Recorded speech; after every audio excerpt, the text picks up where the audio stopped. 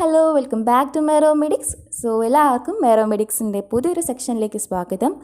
ഇന്ന് തൊട്ട് നമ്മൾ നഴ്സിംഗിൽ ബയോകെമിസ്ട്രി സബ്ജക്റ്റാണ് ഡിസ്കസ് ചെയ്യാൻ പോകുന്നത്. അതിന് മുമ്പായിട്ട് വീഡിയോസ് എല്ലാം കണ്ട് ഇഷ്ടപ്പെട്ടെന്ന് കരുതുന്നു. ഇനിയും കാണാത്തവരുണ്ടെങ്കിൽ ഓടിപ്പോയത് കാണുക. ലിങ്കെല്ലാം ഡിസ്ക്രിപ്ഷൻ ബോക്സിൽ കൊടുത്തിട്ടുണ്ട്. Start our new section of biochemistry with chapter carbohydrates. The most important 10-mark question chapter is carbohydrate. A sure 10-mark question is asked from carbohydrates. Let's discuss about carbohydrates. And carbohydrates come under the nutrient macronutrient which is required in our body for larger quantity. And it's a biomolecule consisting of carbon, hydrogen and oxygen atom. And the empirical formula C6H12O6. This formula holds true for monosaccharide like glucose. Carbs are calorie, so overeating carbs and fats and not being active can lead to weight gain. അപ്പോൾ നമുക്കറിയാം ന്യൂട്രിയൻസിൽ macro nutrients ഉണ്ട്, micro nutrients ഉണ്ട്. Macro ന്യൂട്രിയൻസിൻ്റെ അണ്ടറിൽ വരുന്നതാണ് carbohydrates. Macro nutrients ആണ് നമ്മുടെ ബോഡിയിൽ ഏറ്റവും ലാർജ് ക്വാണ്ടിറ്റിയിൽ വേണ്ടത്. കാർബോഹൈഡ്രേറ്റ് എന്ന് പറയുന്നത് ഒരു ബയോമോളിക്യൂളാണ്. അതിൽ 3 ടൈപ്പ് ആറ്റംസ് ഉണ്ട്. കാർബൺ, ഹൈഡ്രജൻ, ഓക്സിജൻ ആറ്റംസ് കൂടിയാണ് കാർബോഹൈഡ്രേറ്റ് ഫോം ചെയ്യുന്നത്. അതുകൊണ്ട് തന്നെ അതിൻ്റെ ഫോർമുലയാണ് C6H12O6. ഇത് മെയിൻലി ഗ്ലൂക്കോസിൻ്റെ ഒരു ഫോർമുലയായിട്ട് നമുക്ക് കിട്ടും. പിന്നെ കാർബോഹൈഡ്രേറ്റ്സ് എന്ന് പറയുന്നത് കലോറിയാണ്. അപ്പോൾ കൂടുതൽ നമ്മൾ കാർബോഹൈഡ്രേറ്റ്സ് ഇൻടേക്ക് ചെയ്താലും ഫാറ്റ്സ് ഇൻടേക്ക് ചെയ്താലും ഒരു എക്സസൈസ് ഇല്ലാതെ മുൻപോട്ട് ചുമ്മാ പോയി കഴിഞ്ഞാൽ നമുക്ക് ഓവർ വെയ്റ്റ് ഗെയിൻ ചെയ്യാൻ സാധ്യതയുണ്ട് എന്നാണ് പറയുന്നത്. Moving to source of carbohydrates. Carbohydrates are the sugars, starch and fibers found in fruit, grains, vegetables, milk products and legumes.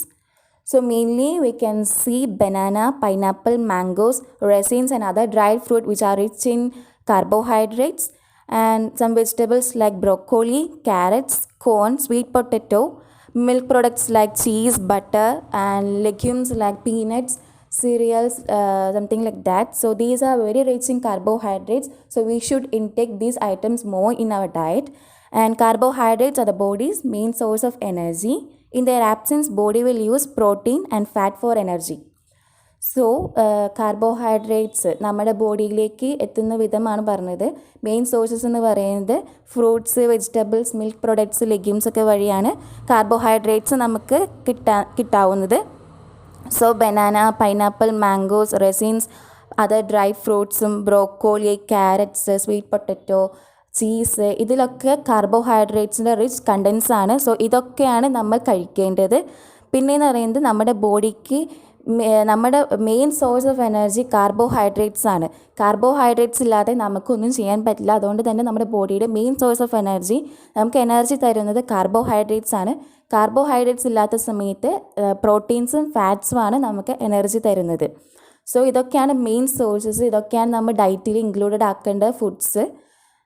And that's about source of carbohydrate. Moving to function of carbohydrates. One of the primary function of carbohydrate is to provide body with energy, and the second function is spare protein and fats, and the third one is helps in metabolism of fat. And there are some importance of carbohydrates which are, we use them to impart desirable flavors and colors for certain food products. We use them as energy source in fermentation reaction. We use them for their reported health benefits. കാർബോഹൈഡ്രേറ്റ്സിൻ്റെ functions ആണ് നമ്മൾ പറഞ്ഞത്. First function, നമ്മുടെ ബോഡിക്ക് വേണ്ടതായ energy തരുന്നത് carbohydrates ആണ്, നമ്മൾ നേരത്തെ പറഞ്ഞു. പിന്നെ സെക്കൻഡ് ഫങ്ഷനാണ് പ്രോട്ടീൻസും ഫാറ്റ്സായിട്ട് കാർബോഹൈഡ്രേറ്റ്സ് അറ്റാക്കും. പിന്നെ തേർഡ് എന്ന് പറയുന്നത് ഫാറ്റ്സിൻ്റെ മെറ്റബോളിസത്തിന് സഹായിക്കുന്ന ഒരിതാണ് കാർബോഹൈഡ്രേറ്റ്സ്. പിന്നെ നമുക്ക് ഒരു ഫുഡിൽ ഫ്ലേവേഴ്സും കളേഴ്സും കൊടുക്കാൻ വേണ്ടി കാർബോഹൈഡ്രേറ്റ്സ് നമ്മൾ യൂസ് ചെയ്യാറുണ്ട്. പിന്നെ ഫെർമെൻറ്റേഷൻ റിയാക്ഷൻ്റെ സമയത്തും കാർബോഹൈഡ്രേറ്റ്സ് അടങ്ങിയിരിക്കുന്ന സാധനങ്ങൾ നമ്മൾ യൂസ് ചെയ്യാറുണ്ട്. പിന്നെയെന്ന് പറയുന്നത് ഇത് നമ്മുടെ ശരീരത്തിന് ഹെൽത്തിന് വളരെ യൂസ്ഫുൾ ആണ് എന്നാണ് പറയുന്നത്. These are the functions of carbohydrates. Then moving to classifications of carbohydrates, we can divide saccharide into 4 clinical groups that are monosaccharide, disaccharide, polysaccharide and oligosaccharide. We can divide carbohydrate into 4: polysaccharide, monosaccharide, disaccharide and oligosaccharide. So under monosaccharide we have glucose, fructose, galactose, and under disaccharide we have sucrose, lactose, maltose. Oligosaccharide, raffinose and stachyose. Polysaccharide, starch, glycogen, cellulose. So let's discuss about the classification of carbohydrates. The first one is monosaccharide, which is a single sugar unit saccharide, and it's a white crystalline solid which have a single aldehyde or ketone functional group.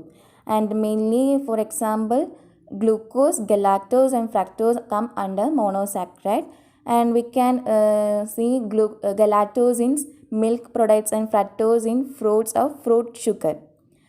And moving to disaccharide is a two-molecule saccharide or aldehyde. For example, sucrose we can obtain from table sugar, lactose from milk products, maltose in sugar candies, and their function is for brain functions. They help in brain functions. So that's about monosaccharides and disaccharides.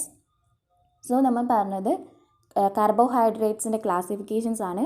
സാക്രൈഡ്സിനെ നാലായിട്ട് നമുക്ക് divide ചെയ്യാൻ പറ്റും: monosaccharide, disaccharide, polysaccharide, oligosaccharide. So first one ആണ് monosaccharide. Monosaccharide എന്ന് പറയുന്നത് ഒരു white crystalline solid ആണ്. ഒരു സിംഗിൾ ആൽഡിഹൈഡോ ഒരു സിംഗിൾ കീറ്റോൺ ഗ്രൂപ്പായിരിക്കും അതിനുണ്ടാവുക.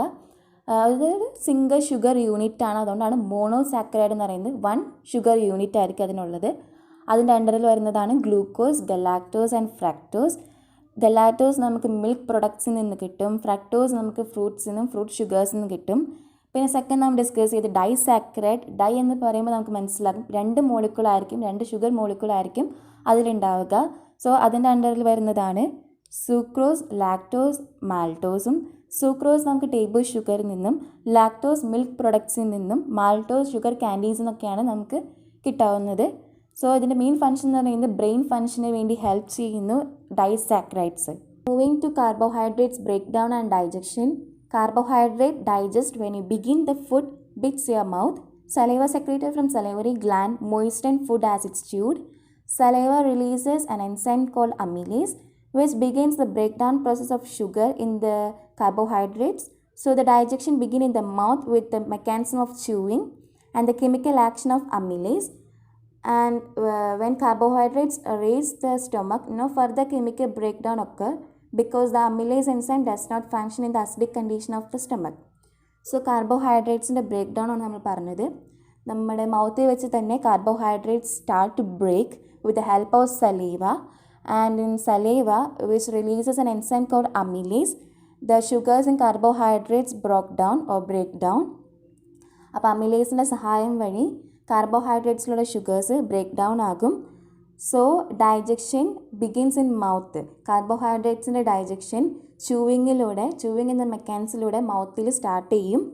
കെമിക്കൽ ആക്ഷൻസിന് സഹായിക്കുന്നത് അമിലേസ് ആണ്. സലീവിൽ നിന്ന് റിലീസാകുന്ന ഒരു എൻസൈം അമിലേസ് ആണ് ഫർദർ ബ്രേക്ക് ഡൗണിന് സഹായിക്കുന്നത്. ഇത് സ്റ്റൊമക്കിൽ എത്തുമ്പോൾ അമിലേസും അസിഡിക്കുമായിട്ട് റിയാക്ഷൻ നടക്കില്ല. സോ അവിടെ വലിയ ബ്രേക്ക് ഡൗൺ ഒക്കേർ ചെയ്യില്ല. So the digestion of carbohydrates take part in mouth, stomach and small intestine. Carbohydrates enzyme break down starch into sugar. The saliva in your mouth contain amylase, which is another starch digesting enzyme. So carbohydrates enzyme ആണ് സ്റ്റാർച്ചിനെ sugars ആക്കുന്നത്, എന്ന് വെച്ചാൽ സ്റ്റാർച്ചിനെ break down ആക്കി sugar ആക്കുന്നത്. So കാർബോഹൈഡ്രേറ്റ്സിൻ്റെ digestion നടക്കുന്നത് മൗത്തിൽ, സ്റ്റൊമക്കിൽ, small ഇൻറ്റസ്റ്റൈൻസിലാണ്. അതുപോലെ തന്നെ carbohydrates enzyme എന്ന് പറയുന്ന പോലെ തന്നെ വേറൊരു എൻസൈം, കാർബോഹൈഡ്രേറ്റ്സിൻ്റെ ബ്രേക്ക് ഡൗണിനെ സഹായിക്കുന്ന വേറൊരു എൻസൈമാണ് അമിലേസ്. സലൈവയിൽ നിന്ന് സെക്രീറ്റ് ആകുന്ന enzyme amylase. That's about the topic carbohydrates. A sure 10 mark question from this chapter is accepted, and 100% it is accepted. So we discussed about carbohydrates, what is carbohydrates, its sources of carbohydrates, its classification, function and breakdown and digestion. In the coming video, we will discuss about the different mechanism of carbohydrates or different cycles like glycolysis, gluconeogenesis, Krebs cycle, Cori cycle, pentose phosphate cycles. So these are very important cycles which is needed in this chapter. Surely a 10 mark question is asked from this chapter. So stay tuned for more videos. Please like, share and subscribe our channel Mero Medics. So stay tuned. Bye and see you in next video.